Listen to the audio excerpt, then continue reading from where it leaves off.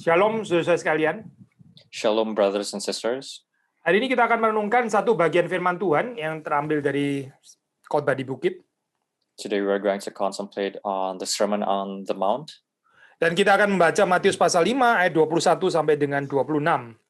And we are going to read from Matthew, verse 21 until 26. Saya akan membaca 21 sampai 23, lalu kemudian saudara Ignacio akan membaca 24 sampai dengan 26. Pastor Billy will read 21 until 23, and I will continue with the rest. Kamu telah mendengar yang difirmankan kepada nenek moyang kita, jangan membunuh, siapa yang membunuh harus dihukum. Tetapi aku berkata kepadamu, siapa orang yang marah terhadap saudaranya harus dihukum. Siapa yang berkata kepada saudaranya kafir harus dihadapkan ke mahkamah agama, dan siapa yang berkata jahil harus diserahkan ke dalam neraka yang menyala-nyala. Sebab itu jika engkau mempersembahkan persembahanmu di atas mezbah dan engkau teringat akan sesuatu yang ada dalam hati saudaramu terhadap engkau, leave your gift there before the altar and go. First, be reconciled to your brother, and then come and offer your gift. Come to terms quickly with your accuser while you are going with him to court, lest your accuser hand you over to the judge, and the judge to the guard, and you be put in prison. Truly I say to you, you will never get out until you have paid the last penny. Mari kita masuk dalam doa. Let us pray. Tuhan berkatilah perenungan pada hari ini. Father, bless our contemplation today. Tuhan tolong supaya kami sungguh-sungguh mengerti apa artinya. Help us that we may truly understand the meaning. Dan kehidupan kami boleh dikuduskan oleh Tuhan. And that our lives may be blessed by you. Di dalam nama Tuhan Yesus Kristus kami berdoa. In Jesus' name we pray. Amin. Amen. Nah, sudah mungkin kita perlu membaca di dalam hal ini ayat yang terakhir satu sebelumnya ya. Di situ kalau saudara membaca di dalam ayat yang ke-20 itu Yesus mengatakan tentang keagamaan atau dalam terjemahan yang lain righteousness ya. Yang lebih benar daripada keagamaan atau righteousness ahli-ahli Taurat dan orang-orang Farisi. So before we discuss this, let us go back to one verse before that, and that is verse 20, where Jesus says, righteousness, and the righteousness that exceeds that of the scribes and Pharisees. Nah, sudah itu dikatakan menjadi ciri daripada orang Kristen ya, orang-orang yang sungguh-sungguh percaya, orang yang adalah murid-murid Kristus. And that has become the characteristic of people who truly are followers of Christ, who truly believe in Christ. Nah, tentu saja orang setelah mendengar kalimat ini orang akan bertanya, apa maksudnya better righteousness di sini ya? Keagamaan yang lebih benar ini apa ya maksudnya? Of course, you may ask yourself, what does better righteousness mean in this context? Nah, di sini di dalam perikop ini ya diberikan salah satu dari sebetulnya ada 6 keseluruhan 6 topik ya. Ini adalah yang pertama yaitu tentang anger. So in this theme, we are talking about one of six other topics, and in this case, it is about anger. Nah, sudah membaca di dalam ayat-ayat tadi ya, di situ dikatakan ini tipikal di sini ada kontras. Kamu telah mendengar ya yang difirmankan kepada nenek moyang kita. So here we can see a contrast. You have heard that it was said to those of old. Lalu terus kemudian otoritas Yesus di dalam menafsirkan Taurat ini yaitu ayat 22 awal, tetapi aku berkata kepadamu. And then Jesus, in his authority to make us understand, he continues in verse 22, but I say to you. Sudah penting sekali untuk mengerti Torah, untuk mengerti firman Tuhan ini dari perspektif Kristus ya, bukan dari establish interpretation yang ternyata salah atau memperlunak dalam hal ini. It is very important to understand the Torah through the perspective of Jesus instead of other perspective from other institutions. Ini ya institusi-institusi atau penafsir-penafsir ini bisa menafsir dengan ya menurut tradisi mereka sendiri. And these institutions or other interpreters can understand it in their own cultural things. Tapi kita perlu mengertinya di dalam hal ini ya bersama dengan Kristus. But we need to understand it together with Christ. Kita tahu ya, saya ini orang-orang Farisi dengan legal principles mereka gitu ya. Ini ternyata malah memberikan interpretasi yang distorted gitu terhadap Torah. And we know that these may be, for an example, the Pharisees with their legal institutions, they misunderstood the Torah. Jadi mereka memberikan tafsiran-tafsiran yang bisa misleading ya di dalam hal ini. And they give interpretations that are misleading. Kalau kita melihat apa sih spiritnya pengajaran dari Yesus Kristus ya? So what is the spirit of teaching from Jesus Christ? Nah, saudara melihat di sini ya bahwa keagamaan yang dikatakan di sini lebih benar itu harusnya itu go beyond. Ini harusnya melampaui observance yang outward ya, melampaui apa ini ya, observance susah ya terjemahan bahasa Indonesia ya. Satu apa ya, keagamaan yang dijalankan secara eksternal gitu. So the religiousness here should go beyond, and it should go beyond. It should be a religion that has an external effect. Atau go beyond external observance justru gitu. Ya, jadi religiosity di sini yang dimaksud adalah Yesus mengajarkannya itu harus goes beyond outward observance gitu, bukan outward observance saja gitu, maksudnya itu ya. So this religiousness should go beyond outward observance. Ya, kalau goes beyond atau mungkin lebih tepat istilah goes deeper kali dalam hal ini ya. Berarti saudara tahu itu berarti religiosity yang diharapkan itu adalah inward ya, berarti yang secara batiniah gitu. Could you repeat that, Mr. Billy? Saudara tahu dengan kalimat ini berarti yang diharapkan Yesus itu adalah inward religiosity ya. Kalau bukan outward ya berarti inward religiosity. So through this sentence, we know that Jesus expects inward religiosity and not outward religiosity. Ya, saudara, ini apa yang disebut dengan keagamaan religiosity ini memang selalu rentan ya. Kekristenan itu ya termasuk kalau kita nggak berhati-hati bisa menjadikan keagamaan yang sifatnya itu hanya outward, bukan dari dalam hati kita. And if we are not careful, our religiousness can be vulnerable. It can go outward and not go inward. Selain itu apalagi sudah di dalam hal ini ya yang kita bisa pelajari dari bagian ini? And what else can we learn from this theme? Yaitu bahwa ini ya, waktu kita menaati Taurat ya, tidak cukup hanya dengan kita itu menghindari ya apa ini secara negatif ya, maksudnya tidak melakukan ini gitu ya. Terjemahin dulu mungkin ya. And that is when obeying the Torah. It is not enough when we only do not do what is told. It's not enough. Tapi terutama yaitu bagaimana kita melihat positif goalnya. And it is how we see the positive goal. Yaitu apa sih sebetulnya yang Tuhan kehendaki gitu ya. Makna positifnya apa? What does actually God want us to do through that Torah? What is the positive meaning behind that? Nah, ini yang kedua. Tadi yang pertama gitu bukan outward tapi inward ya. And this is the second thing. The first thing was not outward but inward.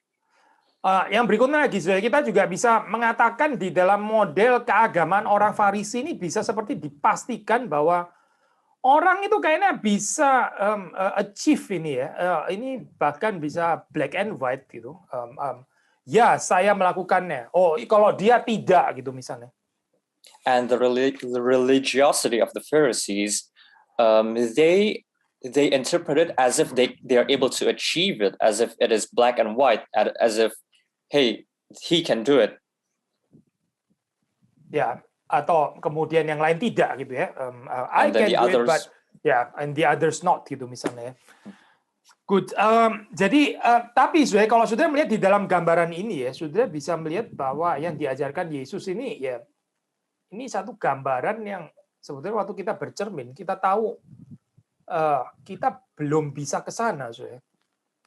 And this is a picture. We realize that through the perspective of Jesus Christ, we are not able to go there. We are not able to achieve that point. Betul. Berarti maksudnya ini adalah keagamaan yang sejati itu tidak lain tidak bukan adalah anugerah pemberian Tuhan, bukan something that we achieve. And true religiosity is not something that we achieve, but it is purely from grace.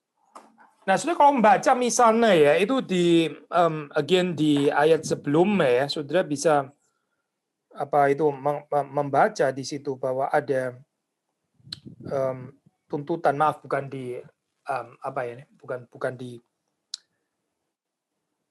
sebentar, saya perlu waktu untuk mencari ya. Tapi ada ayat di dalam khotbah di Bukit itu, di situ dikatakan bahwa kita ini harus sempurna ya, seperti Bapa kita yang di surga itu juga adalah sempurna.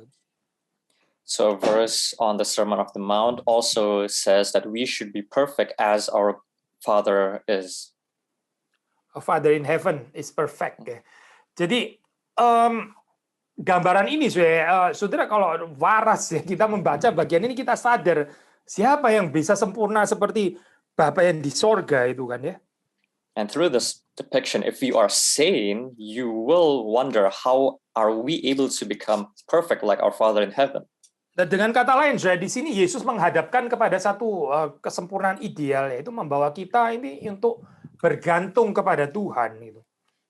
So Jesus brings here that we know that there is an ideal form of perfectness, and Jesus brings us there. Dan Yesus mau supaya kita bergantung kepadanya. And Jesus wants so that we depend on Him. Ya, bukan model keagamaan orang Farisi yang bisa bisa make sure, memastikan, oh ya ini saya bisa achieve, 100% saya bisa achieve gitu ya. Bukan itu itu justru malah keagamaan yang kayaknya patut dipertanyakan. Not in the form of religiosity from the Pharisees where they say, yes, I can achieve this 100%. Because if that is the case, then their religion is actually questionable. Nah, so sekarang kita baru masuk di dalam ini ya, tentang anger ini ya. Ini tentu saja ini lebih daripada sekedar anger management ya. And now we go into anger, and of course it is more than just mere anger management. Nah, sebetulnya yang dikatakan di sini saya pikir cukup jelas ya. Waktu kita membaca mulai dari ayat yang ke-21 ini kan bicara tentang membunuh ya. Ini kan jangan membunuh. And it is quite clear because in the verse 21 it talks about you shall not murder. Orang kalau membaca kalimat ini terus kemudian menginterpretasinya secara superficial ya, kita bisa mengatakan saya nggak pernah kok membunuh orang. But if you understand it superficially, if you use it in a superficial context, then you may say, yeah, I've never murdered anyone. Tetapi terus kemudian Yesus mengatakan, tetapi aku berkata kepadamu, setiap orang yang marah terhadap saudaranya harus dihukum. But Jesus then continued with, but I say to you that everyone who is angry with his brother will be liable to judgment. Siapa yang berkata kepada saudaranya kafir ya, harus dihadapkan ke mahkamah agama. Whoever insults his brother will be liable to the council. Siapa yang berkata jahil harus diserahkan ke dalam neraka yang menyala-nyala. And whoever says you fool will be liable to the hell of fire. Nah, saudara tahu ya, kalau di dalam pengadilan dunia ini termasuk di dalam zaman Yesus enggak ada lah orang yang terus kemudian ditarik ke pengadilan karena bilang stupid and fool atau apa ini seperti dikatakan di sini kafir dan jahil ya. So of course in worldly council, even in Jesus' generation, of course no one will be sent to the council when people say, yeah, you're a fool. Tetapi saudara di sini Tuhan itu melihat kedalaman hati kita.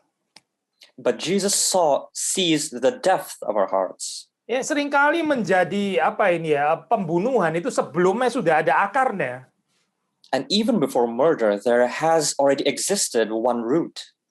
Ini ya, saya kalau dalam bahasa Inggris itu attitude of contempt ini terjemahannya ya. Satu sikap yang seperti kayak merendahkan ini ya. Ini Tuhan itu take it seriously. And this is known as the attitude of contempt, and God takes this very seriously. Ya, jadi untuk kita ya, mungkin kita mengatakan, siapa sih di dalam dunia ini yang nggak menghina gitu kan ya. Setiap orang juga pernah merendahkan orang yang lain dan sebagainya. Tapi bagi Tuhan ini satu permasalahan yang perlu diselesaikan, saudara. And we may think that, yeah, it is normal. We insult each other, we insult one another in this world. It's perfectly normal. But Jesus really sees this as something serious. Nah, saudara bisa membayangkan bahwa ini Pak Yesus suatu mengatakan kalimat ini ya, yang berkata jahil harus harus diserahkan ke dalam neraka yang menyala-nyala. Itu must be very shocking ya kalimat ini. And Jesus says, "You fool! Whoever says you fool will be liable to the hell of fire." And this may be shocking. Nggak kebayang saya orang Yahudi mendengar kalimat seperti itu gitu. And it's not imaginable for the Jews at that time hearing Ya this sentence. kalau orang membunuh ya ini is a crime ya gitu ya. Terus kemudian dia harus diperkarakan. Yo kita setuju, bahkan orang bukan Kristen pun juga setuju dalam hal ini. When someone murders somebody, then yeah, it is they are liable to go to the council. Even the non-religious people know that, agree upon that. Tetapi kekristenan itu sekali lagi ya membicarakan tentang radikalitas hati ya, bicara tentang the root of our heart itu. Ini kedalaman bukan superficially tadi. But again, Christianity talks about the radicality of the hearts, the root of the hearts, and it is not merely superficial. Ya kalau superficially ya kita semua mungkin nggak pernah membunuh gitu ya, superficially. Of course, superficially we have not murdered anyone. Tetapi kalau kita disoroti sampai kepada kedalaman hati yang seperti ini ya, nah, tampaklah di sini ya kejahatan hati itu. But if we put a spotlight on the root of our hearts, then the evil behind that will be known. So sekali lagi ya, waktu Tuhan membentuk kita, itu Tuhan bukan membentuk kita di dalam external attitude ya, bukan gitu. God shapes us not only in our external attitudes. Tetapi Tuhan tuh mau membentuk kedalaman hati kita ini yang sungguh-sungguh harus diubahkan. But God wants to build the depth of our hearts. Salah satunya ya ini tadi yang kita sebut ya, attitude of contempt itu tadi ya. Sikap yang menghina, merendahkan dan seterusnya.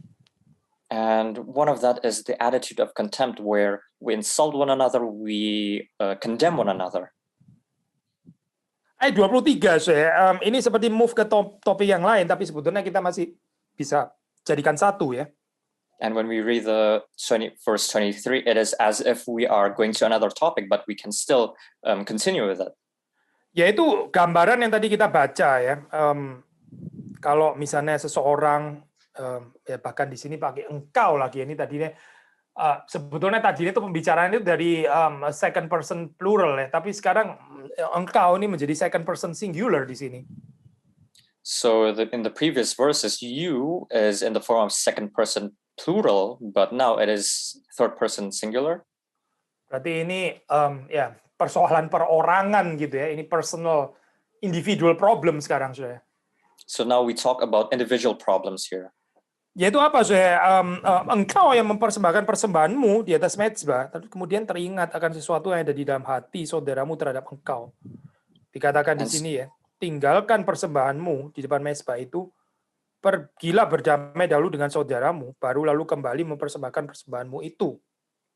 Here it says, so if you are offering your gift at the altar and there remember that your brother has something against you, leave your gift there before the altar and go. First be reconciled to your brother and then come and offer your gift. Orang sering mengingatkan ya di dalam hal ini dan betul ya, yaitu ada kaitan ya dengan hidup yang mempersembahkan kepada Tuhan. Maksudnya ini sikap beribadah ya. Itu dengan relasi horizontal itu sangat ada kaitannya. And in our life of worship, in our life as a form of worship, we often remember things, and it has actually a connection. It has a horizontal connection with it. Kita nggak bisa mengatakan, yang penting saya beribadah kepada Tuhan ya, saya mendengar firman Tuhan gitu, tapi terus kemudian kita nggak bisa reconcile dengan saudara kita. Gitu. We cannot say that, it's only important that I worship God, that I have fellowship with God, but we are not reconciled with our brothers and sisters. Damai dengan Allah itu berarti juga damai dengan sesama, ya. Damai dengan saudara seiman. Peace with God is also extends to peace with your brothers and sisters. Kalau kita cuma bilang kita yang penting berdamai dengan Allah, tapi terus kemudian kita nggak berdamai dengan kanan kiri kita, ya itu bukan berdamai dengan Allah berarti. If we claim that we only have peace with God, but we don't have peace with others, then that is actually not the peace with God. Saudara, Allah itu bukan pelarian kita terhadap konflik horizontal ya. Terus kemudian di tengah-tengah konflik horizontal kita escaping ya, escape gitu, datang kepada Tuhan. Allah itu bukan itu, saya bukan. God is not an escape from our horizontal problems. Maka sudah membaca di dalam bagian ini jelas sekali, yaitu bahwa ya berdamailah dulu gitu. Kamu mesti meninggalkan persembahanmu itu dan datang kepada saudaramu. Berdamai dulu dengan saudaramu. Therefore, it is said clearly here that you are to reconcile first with your brother and then offer your gift. Sekali lagi ya, saudara melihat di sini pentingnya bagaimana Allah itu treasure human relationships. We see here how God truly treasures human relationships. Nah ini kalau di dalam konteks pada saat itu, misalnya ini kan Yesus bicara di Galilea ya. And Jesus talks about here in Galilee. Nah itu kalau orang mau travel ke Yerusalem itu kira-kira ya 80 mil gitu saya. And when people wanted to travel to Jerusalem, it was 80 miles. Ya, lebih daripada 100 kilometer ya itu ya, lebih.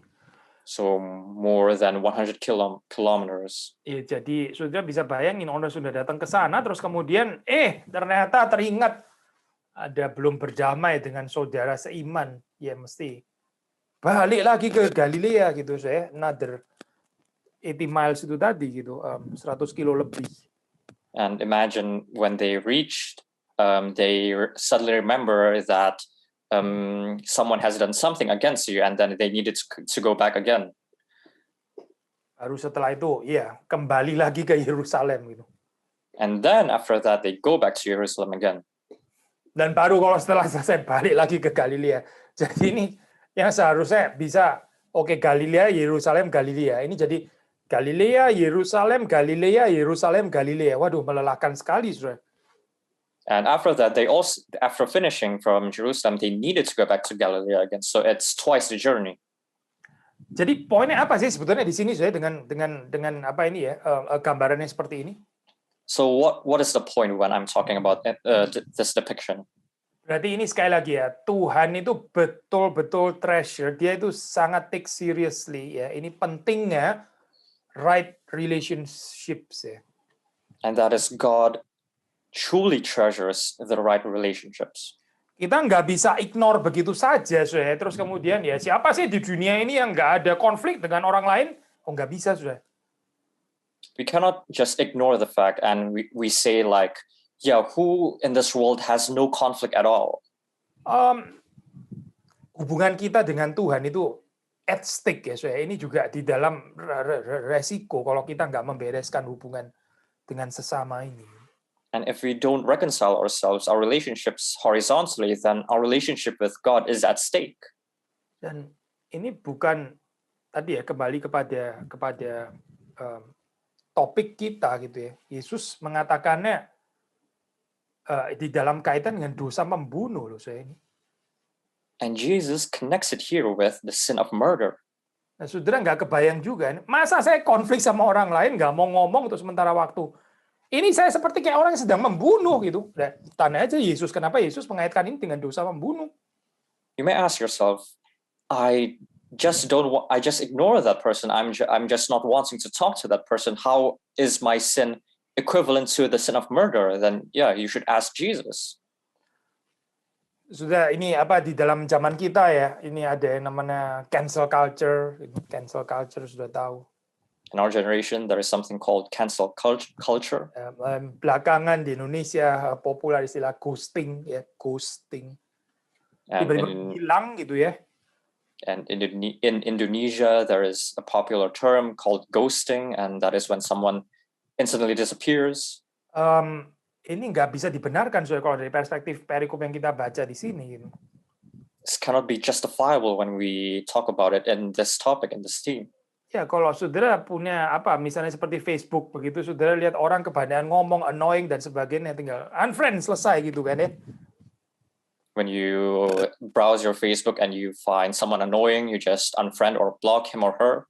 Ya, tetapi saya di dalam real life, di dalam hal ini ya, wah itu anyway virtual juga, nggak betul-betul jelas sih siapa friend itu gitu kan ya. Tapi di dalam real life saya, kita nggak bisa sudah melakukan itu. But in real life, we cannot do something like that. Yesus mengajarkan kita perlu berdamai. Di dalam ayat yang lain, kalau itu tergantung pada kita, ya, kalau itu depends on us, on me, ya, dan kita itu harus hidup berdamai dengan semua orang. And we should not depend on ourselves, because when we do that, we are not able to make peace. And Jesus said we should make peace with others. Ya, actually kalimatnya ada ini. When it depends on you, you should make peace with the other. Gitu. Maksudnya depends on you itu dalam pengertian gini. Kita nggak bisa bertanggung jawab apakah orang lain mau berdamai dengan kita ya. Tapi dari sisi kita ya, from our side ya, depends on me. Kalau itu depends on me, then saya harus bersedia untuk reconcile dengan yang lain. Gitu. So depends on me means that, of course, we cannot make other people reconcile with us, but depends on us means that we are ready to reconcile anytime. Saudara nggak bertanggung jawab, sekali lagi kalau orang lain nggak mau berdamai dengan saudara, itu memang bukan tanggung jawab saudara. It is not your responsibility if the other person does not want to reconcile with you. Tetapi saudara bertanggung jawab untuk rela, mau, willingly reconcile with others. But you have the responsibility to be willing to reconcile yourselves with other people. Jangan membiarkan ini ya, relasi yang buruk itu tetap depending, unresolved, terus ya begitulah saya, nggak ada penyelesaiannya dan seterusnya. Do not let bad relationships go on without a conclusion or without closure. Ya, ini sesuatu yang nggak mempermuliakan Tuhan ya. This is something that doesn't glorify God. Bagaimana kita bisa bersaksi ya tentang Tuhan yang mempersatukan kita, tapi kita sendiri hidup di dalam konflik bahkan dengan saudara seiman? How are we able to testify to our God that unites us, but we live in discord all the time? Maka sekali lagi di sini Yesus mengingatkan seriusnya relasi yang reconciled ini ya dengan saudara. And Jesus once again here reminds us seriously about how important reconciliation with our fellow brothers is. Ayat 25 dikatakan, segeralah berdamai dengan lawanmu selama engkau bersama-sama dengan dia di tengah jalan. Verse 25, come to terms quickly with your accuser while you are going with him to court. Kemudian kalimat berikutnya, supaya lawanmu itu jangan menyerahkan engkau kepada hakim, hakim itu menyerahkan engkau kepada pembantunya, dan engkau dilempar ke dalam penjara. Lest your accuser hand you over to the judge, and the judge to the guard, and you be put in prison. Nah, saudara, ini kita jangan salah tafsir ya. Maksudnya ini bukan di dalam pengertian bahwa, wah, menakutkan juga ya resikonya, begitu. So it is not to be understood that, yeah, the consequences here are frightening. So better saya beresin, karena kalau enggak ntar saya akan mengalami kerugian, saya bisa dipenjara gitu. It is better that I reconcile it quickly, otherwise I will face the consequences for, let's say, going to prison. Sudah, ini Tuhan bukan mau mengarahkan kita kepada ketakutan terhadap hukuman, bukan itu poinnya. God does not want to direct us to do something out of fear for the consequences. Tapi seperti yang tadi kita sudah bahas sebetulnya ya, kan dikatakan di sini semuanya yang disertai dengan ya bukan ancaman, tapi itu loh tadi siapa yang berkata kafir, berjahil itu harus diserahkan ke dalam neraka yang menyala-nyala. Kita juga sudah bahas kan bagian ini, bukan untuk menakut-nakuti orang dengan hukumannya, bukan. And like we talked previously, it is not about fear. It is not motivated by fear. We talk about whoever says you fool will be liable to the hell of fire. Tetapi di dalam pengertian bahwa ini adalah dosa yang kita perlu bereskan. Message-nya itu di sana, saudara. But the understanding is this is a sin that needs to be finished, that needs to be solved. Ya, karena dosa seperti ini will not go unpunished, gitulah kira-kira ya. Dosa yang seperti ini nih nggak akan oh cuma gitu toh, ya udah nggak apa-apa, Tuhan bisa melupakannya begitu. Oh bukan, ini dosa ini akan ada hukumannya. Because this sin will not go unpunished. It is not as if God will come to terms and just forget about your sin. No, it will not go unpunished. Jadi sekali lagi saya, ini yang mau dikatakan oleh Yesus Kristus di sini ya, ini mau menyadarkan kepada kita ya. Sekali lagi ya, pentingnya membereskan relasi yang rusak.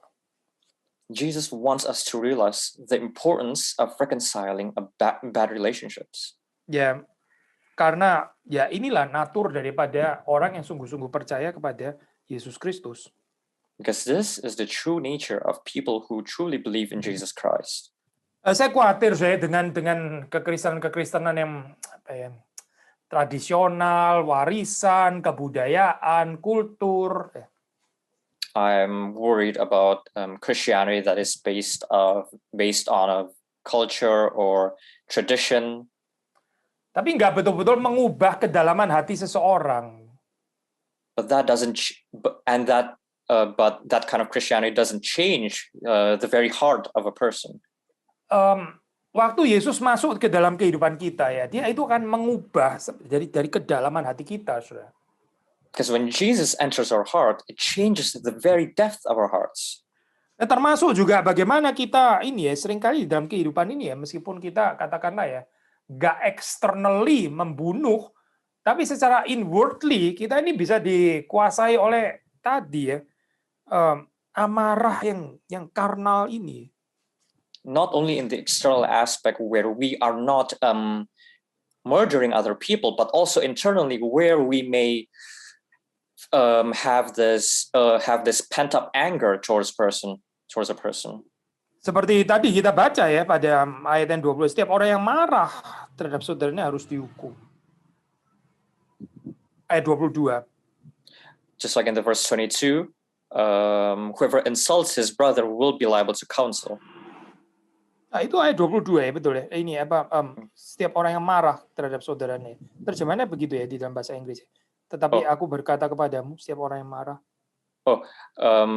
Verse 22, the first part, but I say to you that everyone who is angry with his brother will be liable to judgment. Ya, saya angry with his brother atau sister termasuk gitu kan ya. Sudah di dalam tradisi ini ya, apa medieval ya, ini sin of anger, ini carnal anger termasuk one of the 7 deadly sins. So in medieval traditions, anger is, or carnal anger is one of the 7 deadly sins. Ya, orang yang ya marah ya, ini bukan marah yang suci ya, tapi marah di dalam pengertian yang salah di sini ya. Itu adalah deadly sins ya kalau di dalam tradisi medieval.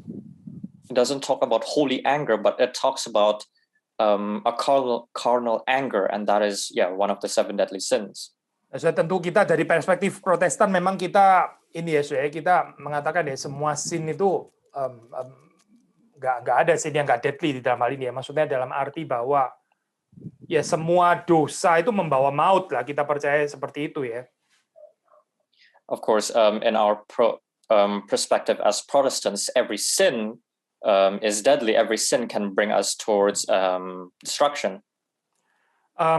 Tetapi ini ada hal yang kita bisa pelajari di sini. Paling nggak di dalam tradisi medieval ini mau mengatakan bahwa sin of anger ini serius, sudah kita mesti take care seriously.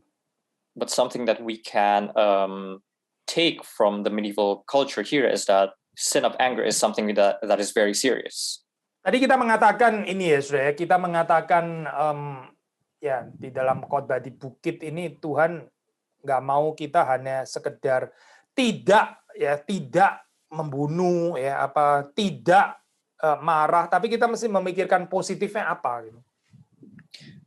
Not so on the sermon of the Mount, Jesus doesn't tell us to just not murder or not to just be angry, but we should look at the positive outcomes of it. Ya, apa sih positifnya? Lawan katanya ya. Kalau kita bicara tentang ini ya, maksudnya apa itu? Anger itu apa sih ininya, apa lawan katanya gitu? So what is the positive here? What is, let's say for example, what is the opposite of anger? Nah, so ini menarik ya, saya kalau apa di dalam again tradisi medieval ini juga ada seperti kayak kontrasnya gitu. Jadi ini ada 7 deadly sins ya, terus atau 7 capital sins ini, terus kemudian di sisi yang satunya dia the so-called 7 virtues ya. So what's interesting is in the medieval traditions there is there exists a contrast to this as well. So one part you have the 7 deadly sins, and the other you have the so-called 7 virtues. Nah, apa sini lawan katanya yang ditekankan di sini yaitu virtue of patience. And the opposite of anger here is the virtue of patience. Ya, patience itu berarti saudara itu forgiving ya, saudara bisa mengampuni. Patience means you are able to forgive. Saudara nggak menghayati apa ya ketersinggungannya saudara gitu. You do not dwell on your state of being offended. Apalagi sampai saudara tinggal di dalam kepahitan ya karena disakiti, dilukai gitu. Especially when because of that you now live in bitterness because you have been hurt. Ya, inilah yang ya disebut dengan dosa kemarahan ya, seringkali seperti ini saya itu terpendam di dalam hati ya. Tapi sebetulnya akarnya adalah ketidakmampuan kita untuk mengampuni sebenarnya.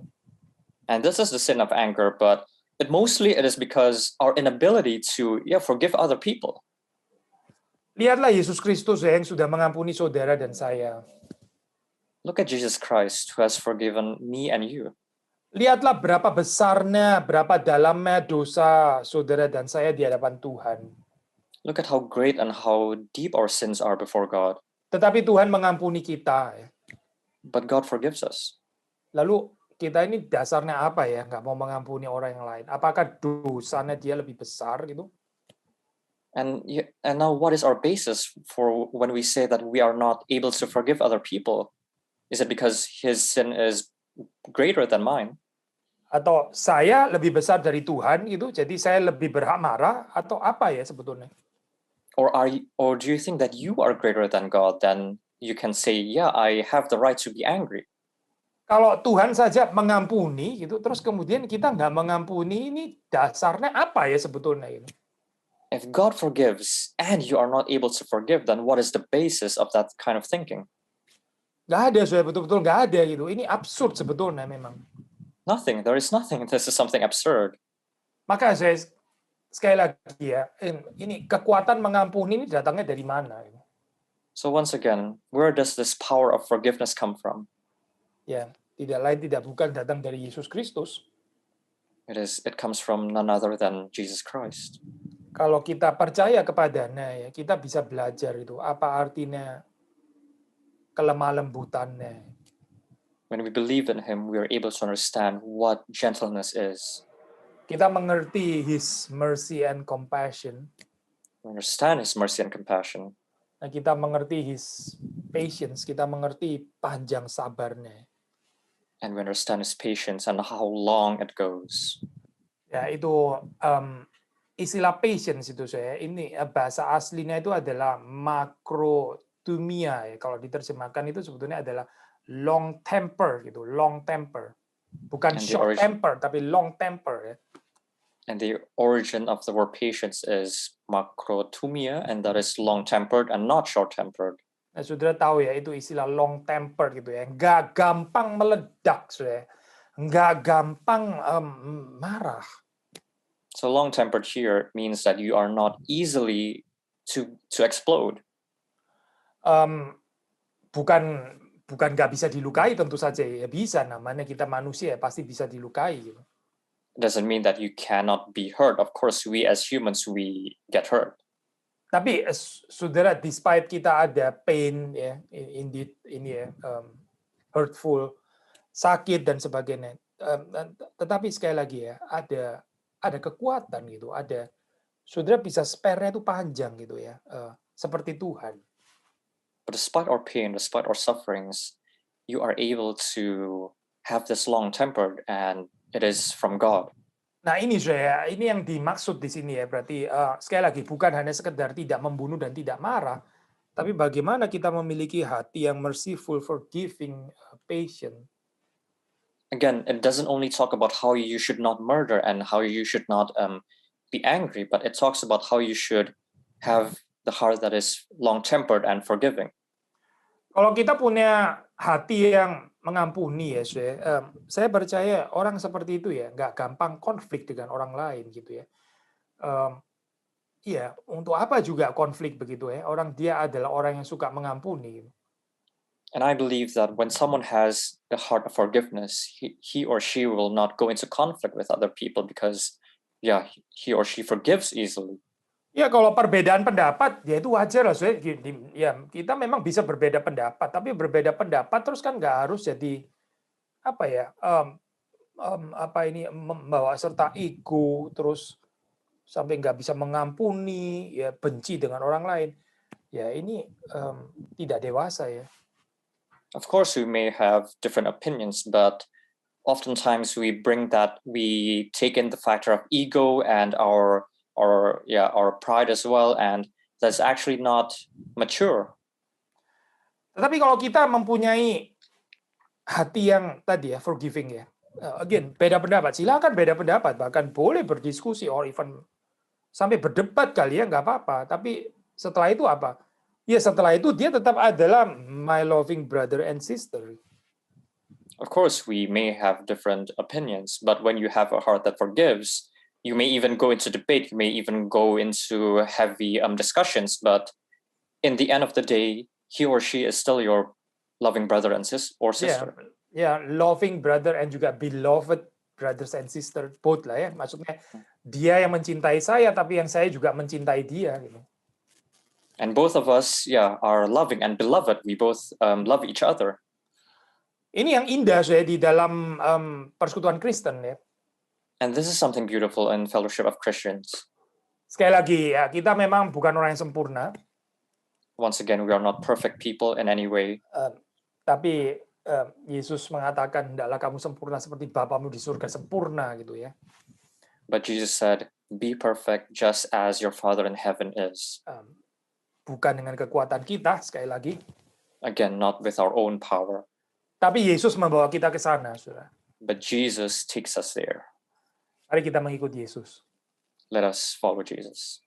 Mari kita masuk dalam doa, minta saudara Ignatio untuk menutup di dalam doa. I will lead us in prayer. Let us pray.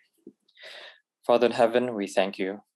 Thank you, Father, that you have been a good example for us, that you have been so patient with us. Father, in this world where we suffer, where we hurt, and where we experience pain very often, sometimes we forget about other people, and it may seem hard for us to forgive other people. Father, we pray that just like what you taught us here, we pray that we may follow you, that we may receive a heart that is forgiving, that we may, at the end of the day, we may still love one another. Leave us all into your hands. In Jesus' name we pray and give thanks. Amen.